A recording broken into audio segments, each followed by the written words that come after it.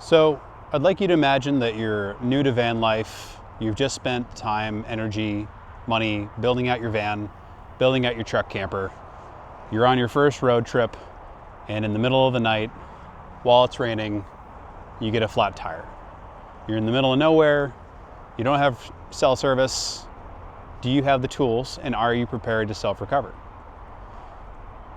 Earlier this week, I had the chance to help a young man out on the side of the road, and he hit the hat trick of roadside assistance. He had a busted tire and rim, so we swapped that out. I taught him how to do so. When we put the spare tire on, found out that that donut was out of air and completely flat. So gave him transportation, went down to the local gas station, got it aired up, and when we came back, his hazard lights had killed his battery. Thankfully, I have the tools with me in order to be able to help him out. And so I was able to teach him how to swap out that wheel, how to jack up his car properly, and then when it came time to restart his car, I had the pack to do so. So, purpose of this video is not to teach you how to change a tire, not how to start a car. There are some fantastic videos on YouTube on how to do so, but rather about the gear that I would recommend that you have on hand, especially if you're going to be road tripping for any long distance, in order to stay visible, in order to stay safe, in order to get the help that you need, and when the time comes, how to self-recover. So with that, let's hop inside and I'll show you the gear that I keep on hand in order to stay visible, stay safe, and to self-recover when I need to. All right, first things first, you're going to want to know where your user manual is inside your vehicle. Inside your user manual, not only is it likely to have your maintenance intervals, but it'll also explain where your recovery gear is, like your tire iron, your jack, potentially a recovery tow bolt that you may be able to screw in if you're stuck in a snowbank. So always know where your user manual is. And I also highly recommend having a analog printed copy as opposed to trying to save one to your phone. Assume that your phone's going to be dead in the situation and that you have no cell signal, and so you can't pull it down from your drive, from your cloud drive, or something of that nature. The other thing is, before you self-recover, assess your situation. Are you on the side of a busy highway? Does it make sense in your situation right then and there, if you do have cell signal and it's raining, it's snowing, you're on the side of a busy highway, do you need to self-recover? Do you have other options? No affiliation, but I have Progressive Insurance and I have the ability to use their roadside assistance. I also have AAA, I have my banking company, and so I have a few options where if I need roadside assistance, it's there for me. Let's assume in this situation that either you need to self-recover or you at least need to go take a look to see what the situation is, things of that nature. Right in my door side pocket, these are the critical items that I keep with me. I keep multiple pairs of gloves. My favorite pair are Mechanix. It's just kind of nostalgic for me. I like both their grippy version as well as their original version. In the military, we had a term, 2 is 1, 1 is none. And so I keep both the high visibility rain jacket that I was wearing in the intro. And then I also keep, especially for the Texas summers, I keep a ventilated version. This way, if you do need to get out of the vehicle and you're on a busy road or you need to signal for help for whatever reason, you're that much more visible, because in this situation, you always want to be an asset and not a liability. You don't want to make the situation any worse than by putting yourself in danger. On that note, if you do pull to the side of the road, a recommendation that I would have would be to keep your seatbelt on. If your vehicle is dead on the side of the road and another vehicle is not paying attention and they hit you from the rear, if you're unbuckled, you really have no safety components in play, especially for you and your occupants. If you have any kids with you, like I would have in this situation, they're staying buckled if we're on the side of the road. That would be my recommendation.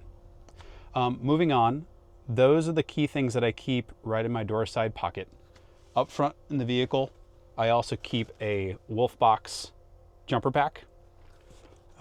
this has been really good to me. I've tried a couple in the past. I used to have, you know, the massive brick style one that you would pick up from your local automotive store. And this 3000 amp jumper pack has been phenomenal. I've jumped 2 cars in the last month. And then I've also used it previously to help somebody with their trailer. The legs of their trailer wouldn't actuate, their battery was dead. And we were able to use this to get it moving. So far, I've had really good success with this jumper pack. Moving on, that's everything that I keep primarily in my door side pocket. And then in the back of the van, I have this rigid case. And inside the rigid case, I keep an extendable breaker bar, especially for the pain condition that I have. It just makes it that much easier to use. I have the corresponding socket. I have wheel chocks. So when you go to jack up the vehicle, you can put these behind the opposing, you know, if you're replacing your front tire, you can block the rear tire to make sure that the vehicle, you know, if it's a heavy wind or whatnot, doesn't roll forward or back and roll off that jack stand and make a bad situation worse. Because I can almost guarantee you that if you're doing a roadside assistance situation, things are somehow going to get worse, and you're just trying to mitigate those as much as possible. And on that, you know, the other day, the young man, like I said, hit that hat trick. First flat donut, and his battery died. But a lot of times I've found that when I need to change a tire or jump a car, it's either in the middle of the night, it's raining, and or it's snowing. And if you can combine dark with snowing or dark with rain, it just makes the situation just, you know, that much more uncomfortable. So anything you can do to mitigate those safety concerns and you know, not make a bad situation worse is always a good decision. So finally, I also keep on hand flares, and it's your choice of whether or not you're comfortable having, you know, chemical flares or whether or not you want to do the light up LED pucks. For this situation, as much as I can, I want to keep everything analog as possible. I really don't want to have to rely on having something charged up if I don't need to, or, you know, having to have cell service or have Wi-Fi. So that's why the majority of my components are analog. And you'll say, Mike, what about the jumper pack? Again, on the 2 is 1, 1 is none redundancy issue, right? Having a backup, I keep a spare pair of jumper cables in the van as well. And so those sit, I have another case, I'll show that in a separate video.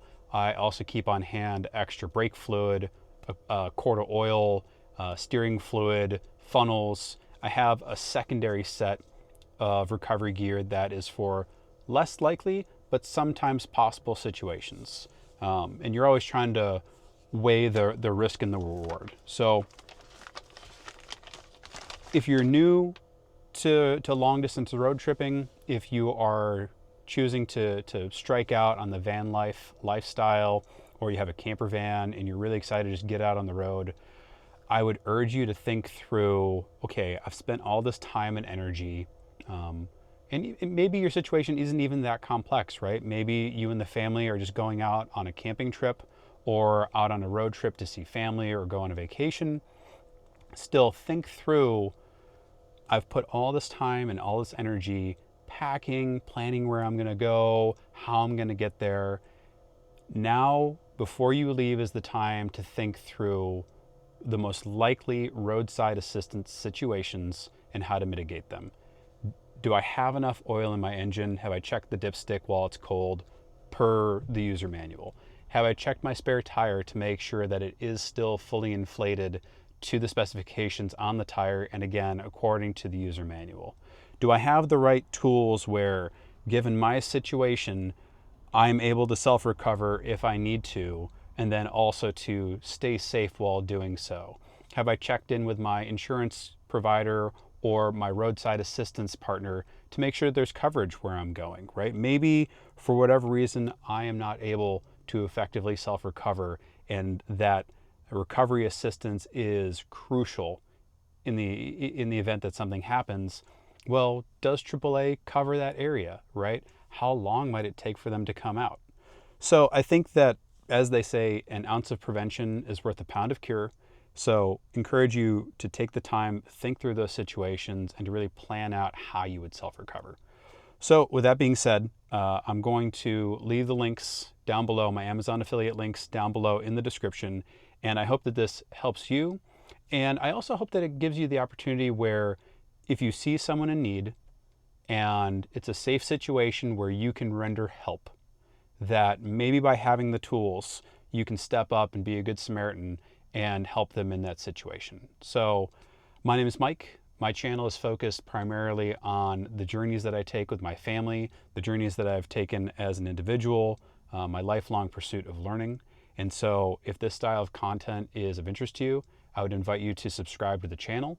And if there are other items that you keep in your roadside assistance recovery repertoire, please let me know down below. Would love to hear what else you have, anything that you would change up, or good experiences that you've had with different products.